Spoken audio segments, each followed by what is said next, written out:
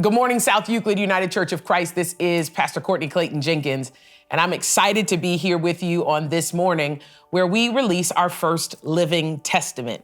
Living Testaments is an opportunity for us to tell stories of resilience, of faith, and of what it means to be on a long walk with God. Ironically, as I sit here, I found this chessboard. Now, also inside are checkers. And I was thinking about how sometimes we feel like life is just like checkers. I mean, hop over what you don't want, get what you do want, and all will be well. But I think life is not quite like checkers. It's a lot more like chess. It takes strategy, it takes tenacity, resilience. It takes an ability to win some and to lose some. Today, I have an amazing guest in Dr. Edgar Jackson and his wife, Lisa, who are here with us today. And Dr. Jackson has been through a lot of loss, a lot of pain, a lot of trial. But through it all, he's learned to hold on to God. And I believe his story has the ability to impact and encourage your story. So today, let us tune in as we have this conversation on grief, loss, pain, but also how God keeps God's promises. Let's listen in.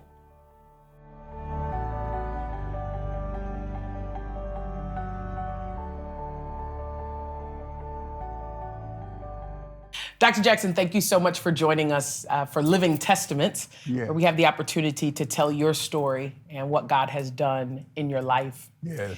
You grew up in Arkansas. Yes. Little tiny town, one stoplight. Yes, that's where I was born. That's where you were born. And primarily in your young and formative years were in Pine Bluff. Yes. You shared with me about being a water boy, about living in the country, and about the African Americans that surrounded you, your village, just spoke life to you. Yes. What was that like? It was wonderful. And it often creates conflict for me as I think about the advantages of discrimination for us. It was accidental for us. Very good. But all of us blacks were confined to an area.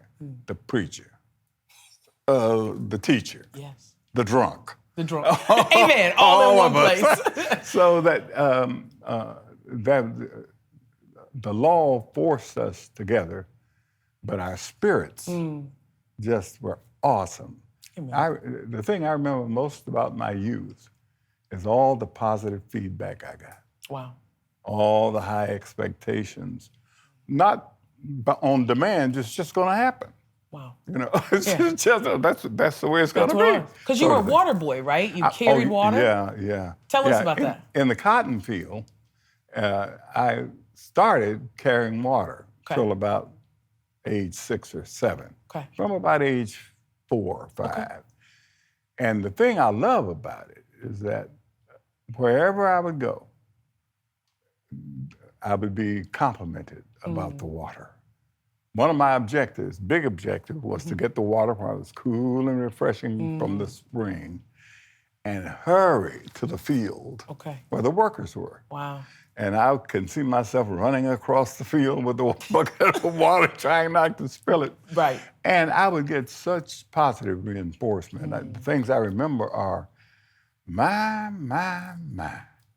you're a good water boy. That's what the older people would say. Oh, I expect great things out of you. Amen. And you're a handsome little fellow, too. Yes. So I get stuff like that. Yeah, and beautiful. Those are just wonderful memories. And they just built you up. Yeah, it lifted me up. Beautiful. So around the age of 7, I believe, your mother introduces you to Christ. Yeah. And I think it's really beautiful how she did this with you. Yeah. Share with us. Yeah, one day, Mom called me aside and said, Jack, I want to talk to you. And we went to a room, and she said, I can't be with you always, but I have a friend who can, and I want you to meet him. His name is Jesus. He will never leave you nor forsake you, and he'll be closer to you than a brother. and I want you to trust him just like you trust me. Beautiful. And I've never forgotten one word. I mean, that was just... Verbatim. Yeah, because she was serious. Yeah. So I took it very seriously. Yeah. I didn't know what she wanted when Yeah. she called me Yeah. aside. Yeah. But that's been, I called it the best day of my life, the most important day of my life. Well, because there was another day coming after that. Oh, yeah. Where all your mother had planted. You had a cousin with a special, with a 38. Is it a 38 special? 38 special. Tell me about this 38 special. Well, there were four of us siblings at that time. My older sister Gwen, me, a middle sister, and a baby brother. He was 2, I was 8. Okay. So we were playing, and my cousin came, WC, he was 12. WC sound like trouble. WC was... we were all playing, and suddenly I saw I was in heaven. And the clouds were floating by, saw music in the background. Then suddenly I hear, "Ah, you killed my brother! Ah, you killed my brother!"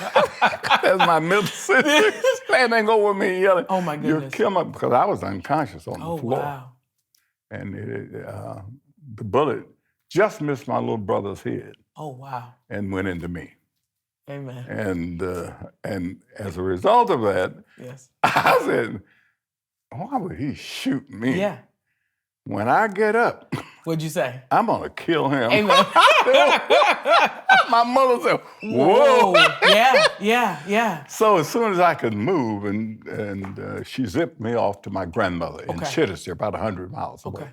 And that was important because you said you were really serious about you were going to kill WC because he had shot you in your hind parts. I had a rifle. Yeah. Too, okay. And I knew how to shoot it. Country, very good because you said you were country boy. I think that's amazing because your mother sent you away for that year, but you said it was so formative, and you really did need to work that anger out. Because as you said, you got shot. One of your brothers was almost shot in the head. It just was a very difficult time. And the country is just so different than an urban city as we know it. One of the things that's interesting is you had a horse. Named Black Beauty, is that correct? Black Beauty, yeah. When I got back, when Mom let me come back home, Dad had bought a horse while I was gone. Okay. And a black, beautiful horse named Beauty. Beautiful. And Beauty helped me out that year when I got back.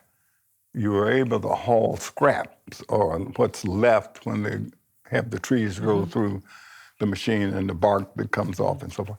You could haul that free, just pick it up at the mill and about a mile and a half away to my neighborhood. And I could sell that. So I'm make about 5, 6 trips a day and make money with each one. Yeah.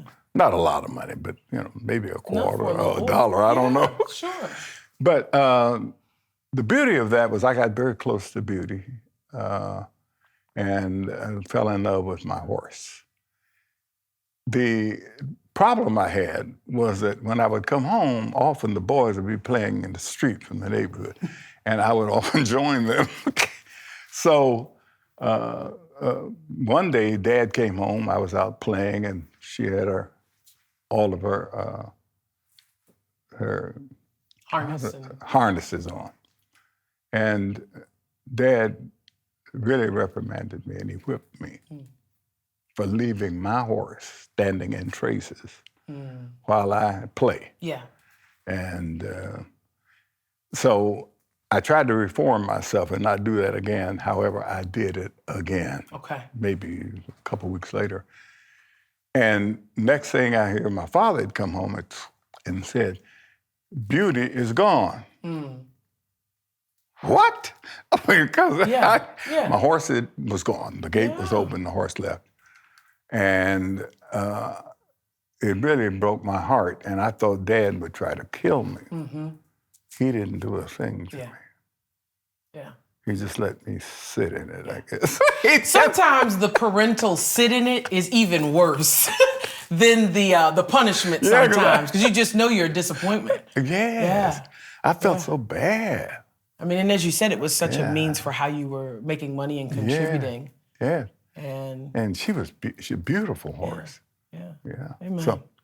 So that stood out to me, and that my dad had the insight Mm-hmm. to not whip me. Yeah. Beautiful. Beautiful. And when he told me, Beauty's not there, Beauty's gone, the gate is open. I said, well, I'll close it, Dad. I'm going to run to close it. He said, no, leave it open. Yeah. She might come back. Wow. I mean, just really gone. Oh, Really she was gone, yeah. Never saw her again. I never saw her again. Wow. Tremendous.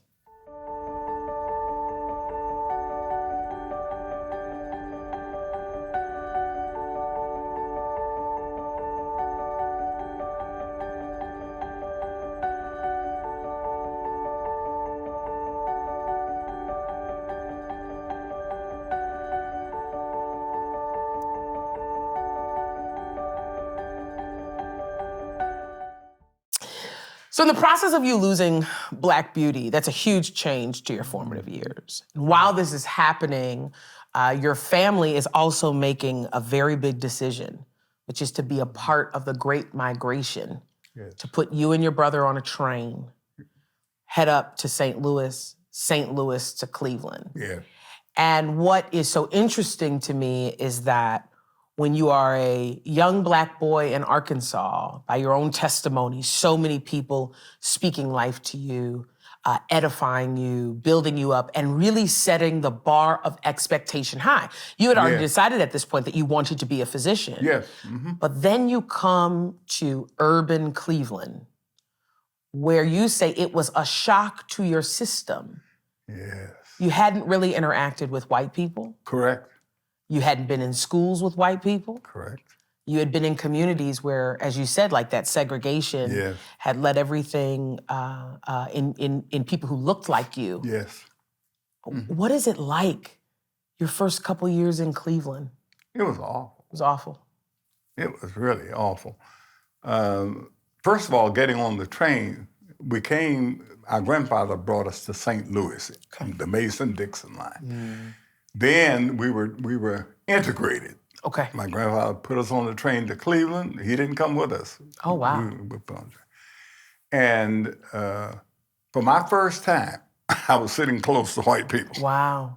Wow. And I had heard and read about lynchings and things like that. So I was afraid. Wow. And so was my little brother. His eyes were like this the whole time. Wow. So that was my first awareness of a difference. And then Cleveland, I really just continued to feel the difference and negative expectations once I went to school. Talk about those negative expectations. Well, first, when I went to Patrick Henry then, living with our uncle, when I arrived, they wanted me to go into the 8th grade. I'd completed the 8th grade. Okay. And the only way I could go any further is my mother insisted that they test me to see what grade I should be in. So they put me in the 9th grade where I thought I would belong. And the teachers just sort of, there was something about it, probably something about me as well, dealing with someone different. But I didn't get any encouragement through them by word or sight. And slowly I began to feel this negativism, like maybe I'm not smart. She wouldn't call on us, the teacher. Wow. It may have been 20% of the class was Black, or a little less at that time. So slowly over time, I began to get that negative sense of who I am and what I am. And that was a hard thing to get rid of. So I had that through 9th and 10th grade. And then what saved my life was my parents were able to finally get their apartment and move downtown, basically. Wow. Moved on 21st Street. Okay. And there I went to Central. And at Central, most of the teachers were black. Yes. All the students were black. The principal was black. Yes. I was home again. Mm. And it showed in my performance. Beautiful. I began to do well in school again, become popular in school and able to go on things to represent the school. Right. So I felt at home again. Beautiful. And with that, the turn of the grades? Oh, yeah, because I almost didn't make it through the 10th grade. Well, amen. Amen. But I did scrape through. Yeah. And then I began to excel again.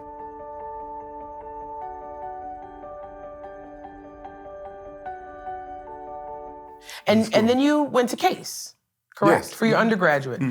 But what's interesting, if we can skip ahead a bit, is the story of you applying to medical school at Case with a gentleman by the name of Dean Coy. Dean Coy. Tell us about your experience applying to Case and what that was like for your medical degree. Well, I had worked at the university for a while. And also I knew the reputation of Case and the attitudes I thought of Case. And I decided I wanted to go to Case. And our families were here. My wife, I was married then. Yes. Her family, my family, our church, everything was in Cleveland. So I said, I'm going to Case. It's a great school. Yes. So I applied.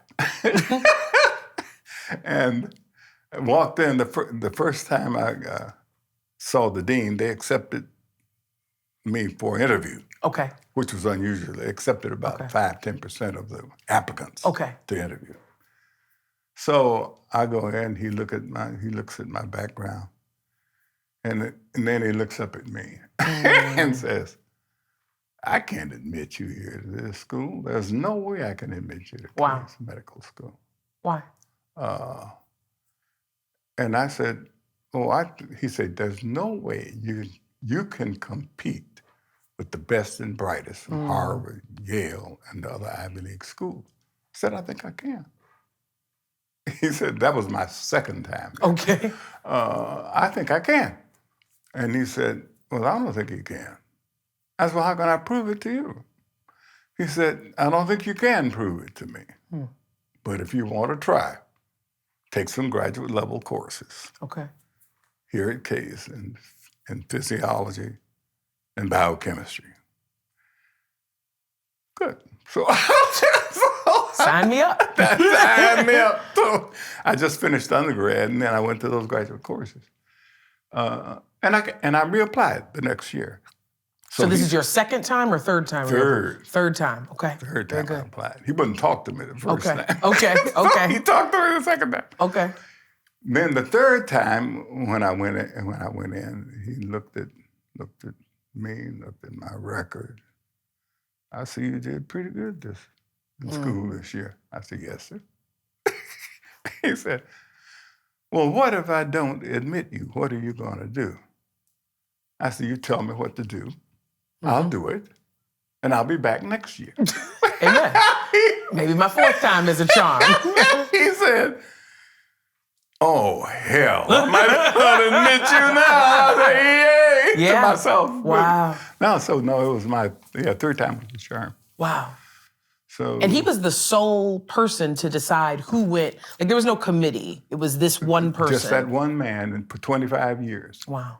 And the amazing thing is he hired me to help him when I graduated. Really? The first time he let someone work for him. Really? Wow. You must have left some impression. Yeah, I think I did. But also while in medical school, what's interesting is you were the only African-American in your class? Yes. Okay. Only African-American in your class. Women, you said, were being admitted in much larger numbers. 13 of them. 13 First time. Usually 2, 4 at most. And you said, I thought this was interesting, in your first year of medical school, a group of women approach you and they ask you to be the president. Be the president of class. Well, if we could get you elected, would you accept the position of president? Wow. That was about a month into the first year. Wow. I said, yes. I will oblige. Yeah, and so I was elected president. Wow. And re-elected each year. Wow. So after for that. all of your, All of the 4 years. all the 4 years you were there. Wow. Now, one of the things is, you said medical school was hard. I mean, you had fought for this position. You said your approach was succeed or die. Yeah. And that in your own testimony, this is the place where you really met God. Uh-huh. Talk about that. Well, I have asthma, Okay. which had not bothered me for years. Okay.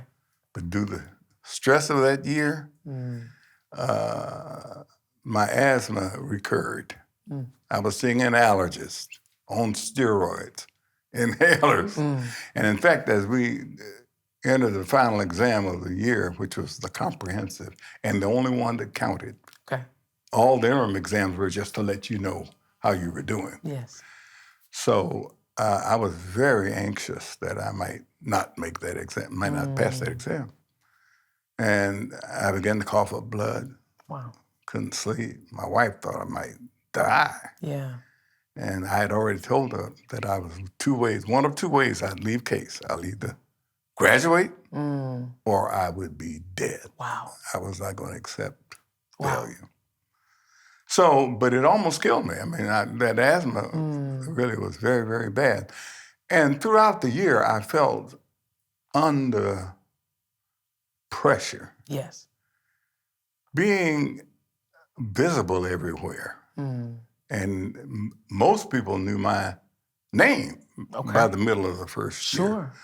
And I just felt under pressure and on the spot all the time.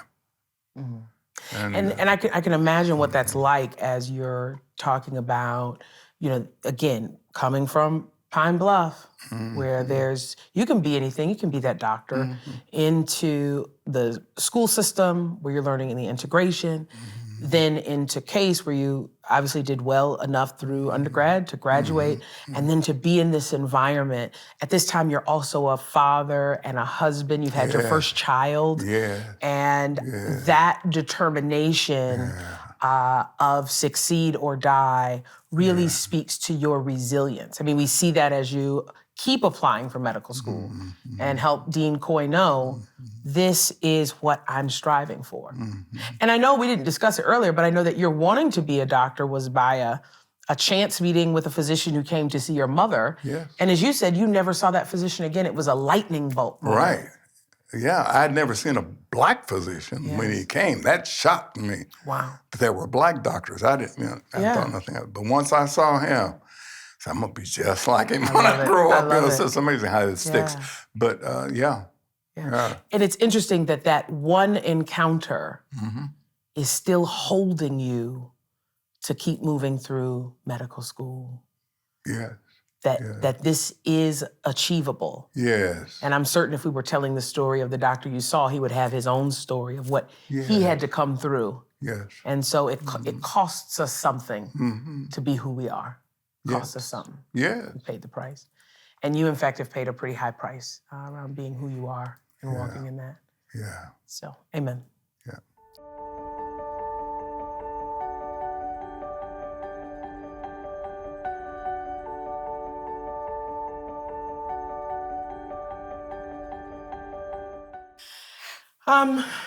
Dr. Jackson, your first wife, her name was Thelma. Thelma. Woo. Tell me about Thelma. Oh, I met Thelma when she was 13 and I was 15. Okay. We met at a little party at her cousin's house. Okay. And she was just a rock. And as a 13-year-old kid, she lived on 14th Street in a high-rise building. And I lived on 21st Street when I met her. So I could walk to her house. But she was the first to tell me, yeah, you can become a physician. I'll help you. Wow. And that's the way we started. Okay. And we just grew and grew together. Well, Thelma was a dreamer. She dreamed of a position for herself as a judge, and me as a physician. what she found was after we had our first son, we married after, we courted for 7 years. Okay. Married. I also had been in the I went to the Army. Okay. Got pregnant with our first child then. And Thelma found out that what she really wanted to be was a mother. Mm. And she didn't want to get into the other. Yeah. She went to case as well, Yes. but dropped out after a Okay. while. Of course, that wasn't a cup of tea. Okay. But she was my backup all the time. And I remember the time that an example of what she was for me is when I was, my second year, I was taking philosophy. Okay. And I was, as often was the case, I was the black student in the class, the white teacher. And the professor, after about 2 weeks, came over to me and says, I'd like to take you for coffee. I said, oh, fine. Yes, sir. Okay. So we went to the drugstore, which was right across the street from the school. And as we sat down, he said, I was expecting something pleasant or getting to know each other or something. He said, I noticed that you seem to be having difficulty in class. I was stunned. We had not given an exam yet. Okay. So how do you know I'm in trouble? Right. And I wasn't in trouble. I just got here. So I just got here and I was doing fine. So when he said that, it deflated me. For some reason, it really impacted me. And I'm gonna get back to Thelma. When I went home after work and school that day, told Thelma how disappointed I was and was on. She said, oh, that man doesn't know anything about you. She said, I'm gonna go in there and fry some chicken and make some collard greens, and you're gonna forget about that man. Yeah. Wow. It was that kind of support that she had throughout her life. Yeah. For me. You also said she knew how to tell you when to stop, when to take a break. Oh, she did. Oh, yeah. Yeah, she would tug my coat because I had the habit of working really hard sometimes. And especially if something was difficult, I'd try to make sure I could get it done. Sure. And she would call, break. Yeah. And sometimes we'd go out of town, sometimes just go to a hotel in the city. Beautiful. For a weekend. Beautiful. And she did that when it looks like, in her eyes, I just was too tired, not eating, things like that. I know you also said it was interesting as you are coming into, you said that children complicated marriage a little bit, just because it's, any married couple will tell you that. Go ahead. Well, when Thelma and I married, when I was 22, she was 20. We were both working at the university. She got a job there soon after we married. And we'd have lunch together. We'd meet for lunch. We'd go to movies at night. We'd get dinner on the way home sometime. I mean, it was just, we were free. I love it. We were out of our houses. We both married from our homes. Okay. So first time in my life, I was free, and she was free. Do what you want. Do what you want, and had a little money. So we just had a ball. Beautiful. Until Gary, our oldest boy. And our life changed a lot. So, it was wonderful to have him, but our life certainly changed. The fun part was diminished greatly. So you technically you all gave birth to 4 children. Yes, we did. Yes, your son, Gary. Yes. You had a daughter. Who lived a day. Yes. And then there was David. Yes. And then Michael. Yes. And you all were building a life together. Yeah. But that was very difficult as your youngest son had sickle cell, right? Yes. So you're surviving the loss of the daughter after one day. Yeah. And I believe Michael's diagnosed pretty early on, correct? About age 2.5, about 2 to 3. Wow. And he was a great guy, but he had a lot of issues. He had, age 11, he had a stroke It didn't impair him a whole lot. Okay.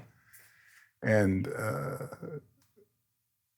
by age 16, 17, sophomore year in high school, he sustained a major stroke. Wow.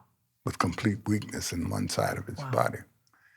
And had to drop out of school. His learning ability also diminished a great deal. But his spirit never did. It's amazing. And he subsequently became a counselor on the phone for some society he was working with. So Michael, though, I was the sickle cell guy in town. That was before your time. Okay. I had a program at Metro. Okay. Started a program. I didn't know that I had trade even, and that my wife had trade, which had to be for us to have it. And I was stunned when we finally made the diagnosis with Michael, because I thought I was negative for trait. Okay. But it turns out I wasn't, of course. So Michael would be fine one minute and very sick the next. Wow.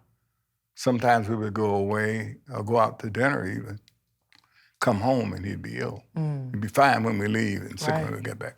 So it kept us on the edge all the time. And he would have pain crises. That's the bad part of this disease. It's like having it's like having a heart attack everywhere in your body at the same time. So he managed it pretty well. He refused to take narcotics, except when he was in the hospital. Okay.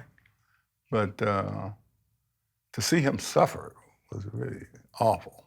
Once I took him to Aspen, Colorado, because his hematologist in Cleveland told me, the sickle cell guy, that it'd be safe for me to take him.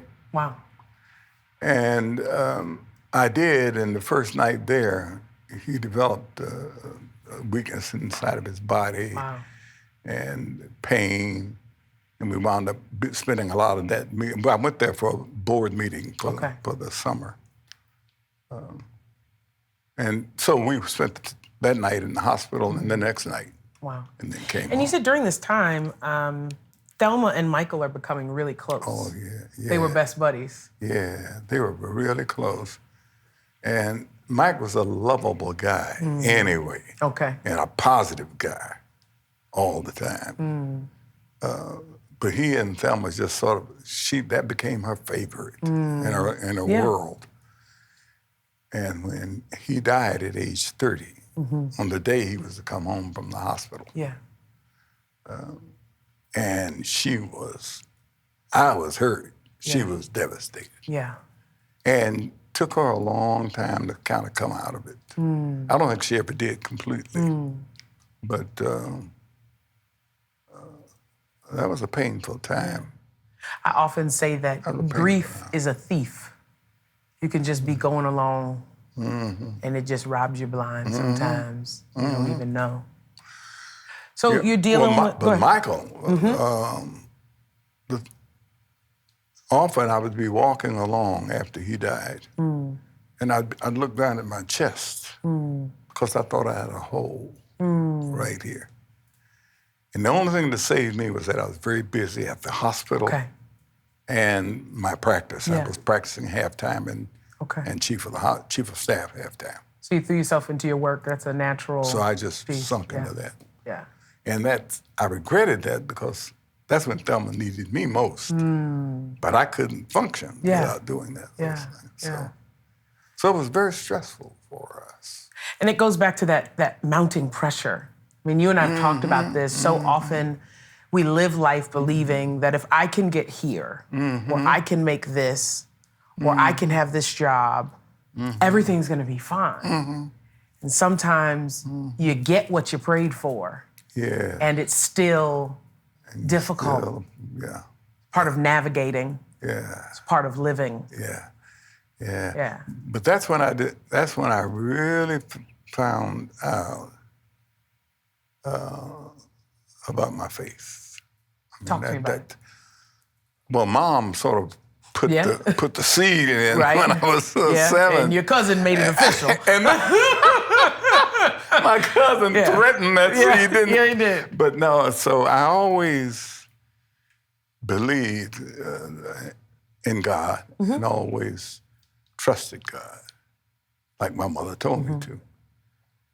I never really consciously leaned on God until then. Okay. That's when I knew that I just couldn't make it. I couldn't get out of bed Yeah. to go to the hospital and out of the bed to go to my office and see people and then have something left for my wife when I get home. I mean, so that's when I really began to lean on my faith Amen. for strength, Amen. for endurance. So Michael passes first. Michael died first. Yeah. Okay. And then, so you have the daughter who lives today. She passes. Yeah. I was in med school then. You were in I was med school second year then. medical Okay, student. okay. And then Michael passes. And then what happens? Then Does Gary get sick after this? yeah, or- my oldest boy, who was 50 at the time, he was a Morehouse man. He'd been in Morehouse, and he got sick at about age 46, and he was found to have a very rare lung disease where your body destroys your lung. And it's written about only about 7 cases known in the world. Wow. So with steroids and things, he did fairly well. He worked right up till the day he died. You said he was married with children? Oh, he correct? was married with 4 children. Wow. Yeah, he was married with 4 children. Wow. Yeah, and he was a tough guy too. He didn't want to be sick. If he didn't want to be in the hospital. Yeah. His wife had a hard time keeping him in the hospital. But Gary, after a while, got so bad. He was in Birmingham, Alabama. They moved down to Alabama. And he got so sick that they moved him from a small hospital he was in out into the major teaching hospital. And in spite of that, he continued to deteriorate. We flew him to Cleveland. Okay. His doctor was in Cleveland, and he continued. And after a while, he became comatose, and then he died. He had rejected a lung transplant. He had said that they had told him that ultimately that lung would be turned destroyed on as well, yes. just like. So he said he'll save that for somebody else who could use it, and he died. Wow. So it was a blow. Yeah. It was a blow. Mainly, the biggest blow was Michael. But when Gary died, Yeah. that brought Michael back in. This Yes. was some. Yes. It was maybe about 8 or 9 years later. Okay. When Gary got sick and died. So I felt bad about his dying. His wife and children were here from Alabama. And the night before we were to have his funeral, his kids all gathered around, and Thelma told me, she said, "I don't want to go to this funeral." I said, "You got to go. You don't have any choice. You got your grandchildren here. Yeah. You got to go." She said, "I don't want to go." And on our way up the stairs that night to go to bed, about 10 o'clock, she said, "Well, my firstborn and my lastborn son, well, whatever is God's will is all right with me." Then she went to bed. I went to bed. 3:30 in the morning, I hear she had gotten up to go to the bathroom and dropped dead. Wow. Wow.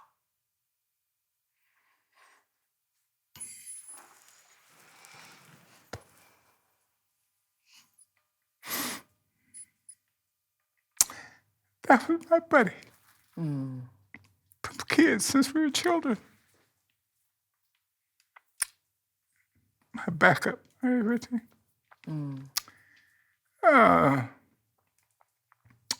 We thought she was well. So it was a shock, to say the least. And after her death, I went into my room and didn't want to come out. Sure. After her funeral, started to drink. I wasn't a drinker. Started drinking alcohol. Didn't want to see patients. Didn't really want to see anybody. And one day, after about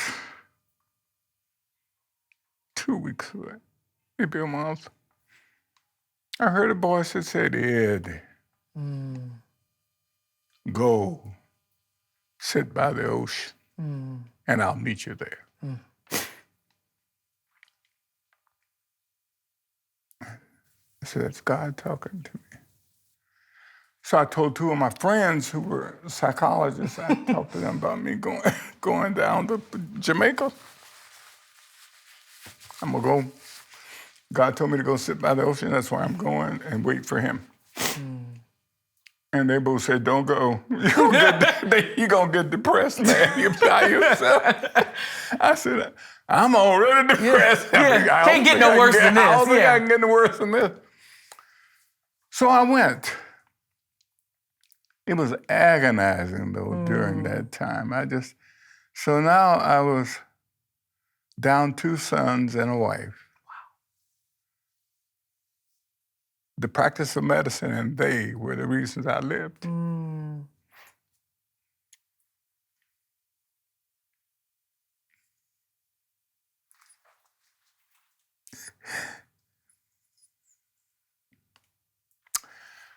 So I followed my instructions. I went down to Jamaica. Unbeknownst to me, I called a lady who's a friend of mine, who rented a house for me. A whole house? A house that held 4 couples when they would go there, sitting on almost like a little mountain, with the ocean right there. Yeah. So the staff, I came along, they said, anybody joining you? No. That's me. And so they watched me every day. The older lady who worked there were 3 workers there. Okay. She would come sit and have lunch with me and check me out, try to make sure I wouldn't want to hurt myself with him. Amen. And so I'm not going to hurt myself. But I cried and listened to music for a week. And that's what you said. You said it lasted about a week. Yeah. And it was just music and prayer and God. Yeah. And on about the 7th day, the sun came out, it seemed. The sun had been shining every day in Jamaica. But I began to see the sunlight. I felt like smiling for the first time. And listening to music, and the rest of the time I felt better and better and better. On the 10th day, I came back home, and when I got to the airport, I was able to smile and see people and feel alive again. And that's been the most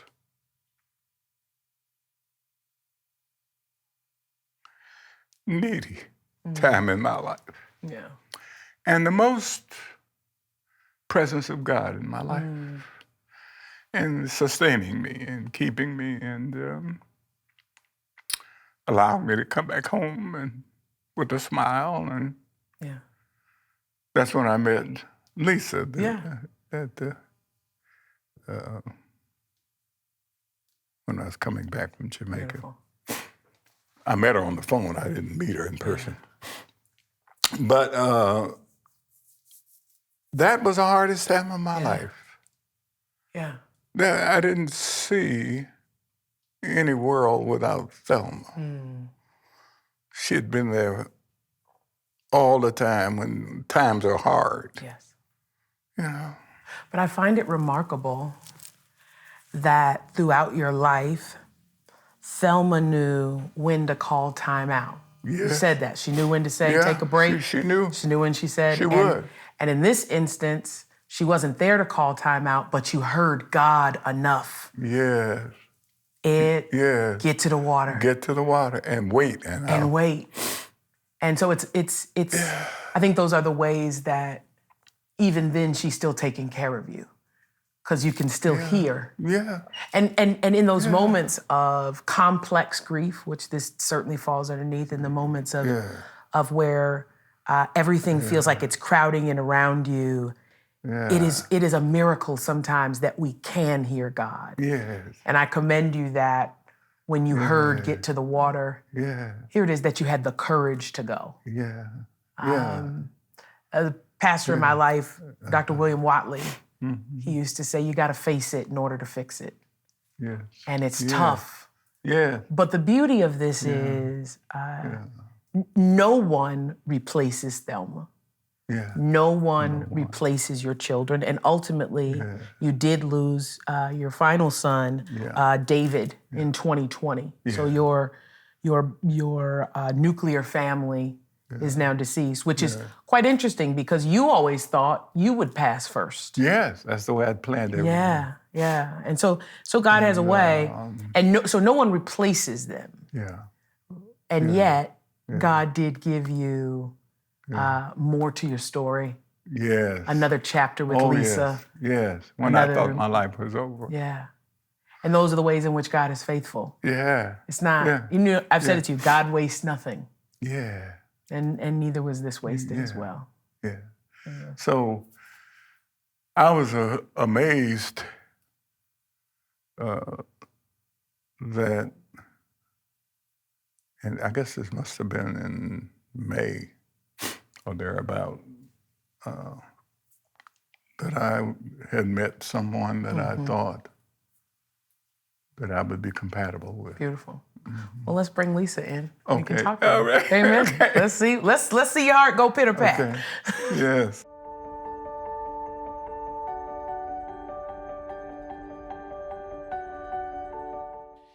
So you are returning from Jamaica. Yes. You're feeling a little better. Yes. You feel like smiling. Yes. But you met a woman who really made you smile. Right. Exactly.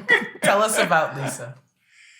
Yes, I on the way home, I was feeling like I really wanted to see Lisa, and the reason it was Lisa, I'd been watching her, not knowing it, because she's minister of music at our church, and she always had her back to us while she's directing the choir. He's telling us how he can identify you. Go ahead.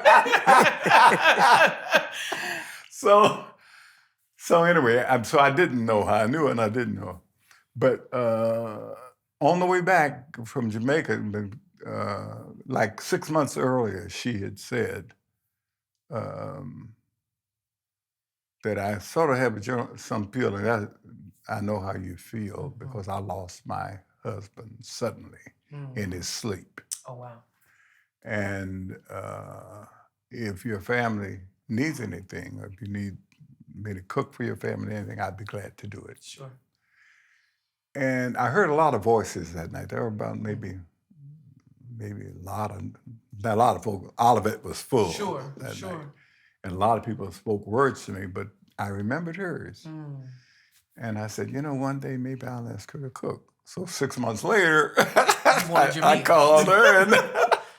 And the funny thing is when I called her, what really got me was, I said, hello. I was on my way back. I was in a stopover coming back. And I said, I think I'll call Lisa. So I called. I said, hello, this is Ed Jackson. She said, who? This is Ed Jackson. This is Dr. Jackson. Who? I said, Deacon Jackson from Olivet. She said, oh, Michael Jackson. And then we talked a little bit. But anyway, that was the way we sort of connected.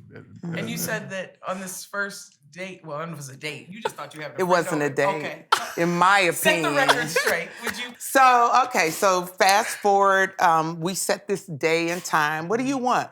Oh, he wanted macaroni and cheese, collard greens, cornbread, fried chicken, peach. He had a whole list of things.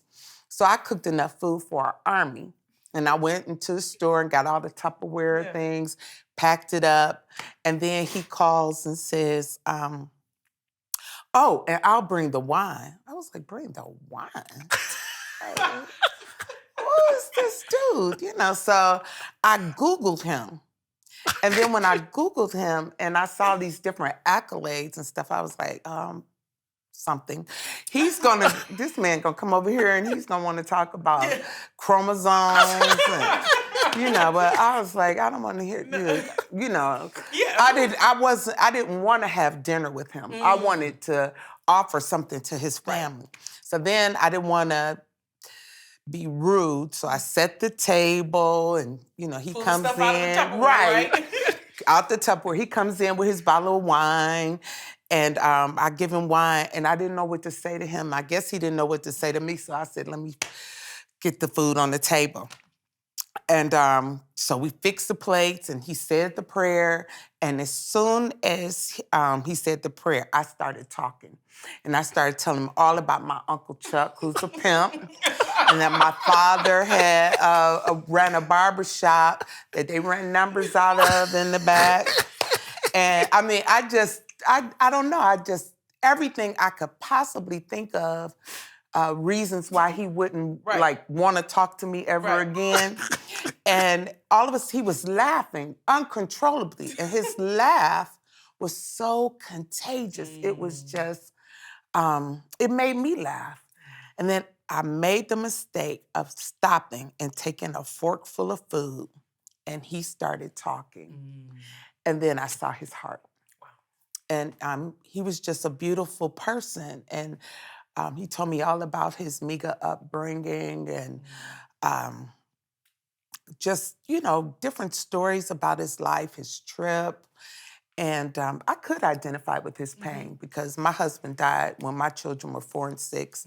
I was 29. I just woke up one morning and he was dead. I knew how devastating that was to me. So, but then we started laughing. So when he left, I thought, oh, I met a friend.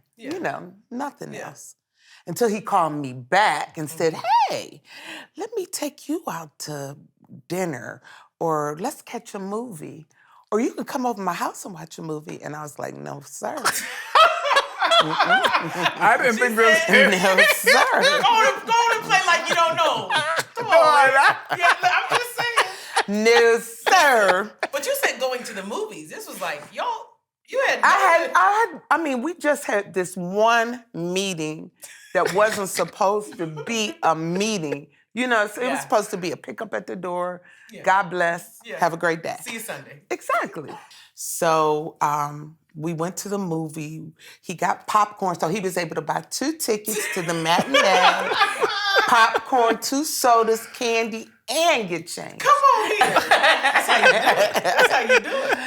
But then when we got home, he walked me to the door like a gentleman, and then he went in for the kill. Yeah. He came in trying to kiss me. I was like, who is this man? And where did he come from? Like, don't you know, first of all, nobody lays in place where they work. And, this is a church thing, so stand down, boy. But, he just kept coming. He was persistent. Kept coming. I told you resilient. He said, hey. And everything body dropped, I was chasing him. And it was the other way around. So, use this to set the record straight. You know what I'm saying? Set the record straight. Let him know. It was never nothing before. I never knew he was. I wasn't trying to get his money. None of the above. No. But you guys have been married now for how long? It'll be 10 years this year. 10 years September. in a few months in the fall. Wow. And I know that, we were talking prior to filming just how, you can think if you just get here, it'll all be good. Yeah. If you just get there, it'll all be good. And And I also think that sometimes these are the things that let us know we're alive. It's tough. It's hard. No one takes that away. But you wake up every day knowing I got another day, another opportunity. And God has been faithful. You know, everything that we need, the Lord has provided. Amen. And he really has shown new mercies every day. And every time I just think that, you know, I'm not going to be able to go on, or something happens to Ed, or like one of the hardest things was he had to go through one amputation during COVID by himself. I couldn't be in the hospital with him. I couldn't go to rehab. Yeah. They wouldn't even let me like take food and drop it off. When he's in rehab or he's been in the hospital, I always wash his clothes, take him his own pajamas, you know, things like that. I couldn't do it. And those things almost kill me because, you know, I'm going to take care of my man. You know, he's got to be all right. And but then thank God for iPhones. Amen. FaceTime and FaceTime. All that. Beautiful. And you know, what I hear God whisper in this moment, for both of you individually and together, is God is a sustainer. Yes. Yeah. You know, we have these churchy words and terms that we throw around. Yeah. God is faithful. God is great. This is a moment as you're talking. God is a sustainer, the undergirding that has held you and propped you up. When I counsel couples prior to, you know, with premarital, I always at the final session, I go through the vows. And, you know, it says in sickness and in health. And no one thinks about the sickness. Not at all. Everybody focuses on the health. For richer, for poor, nobody focuses on the poor. Everybody wants to focus on the richer, you know, in plenty and in want. Nobody wants to focus on the want. Everybody wants to focus on the plenty. But just how we said in our painful moments, we have come to know God better. Yeah.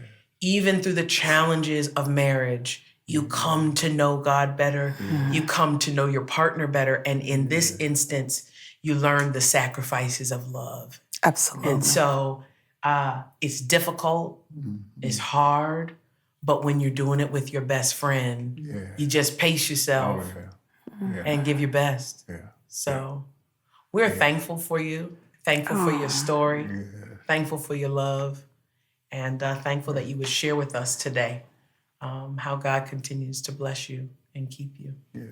So thank you very much. Thank you. We appreciate you. Amen.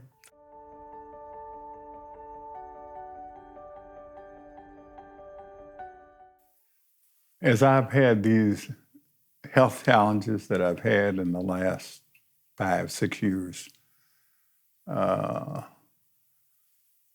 my faith has gotten stronger each time I've gotten sick.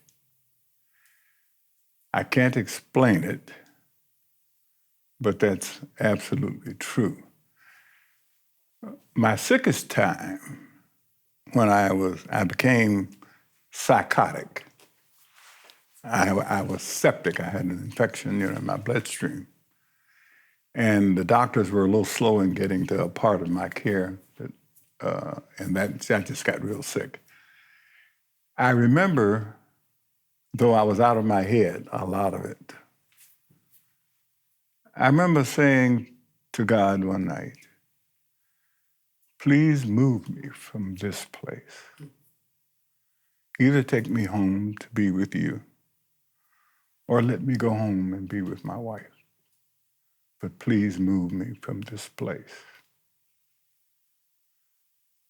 I got better and better and better and better. She had been advised to get a black dress, but she was now wearing spring clothes almost. I just got better. And I just wanted to say that the sicker I've gotten, the closer God has been.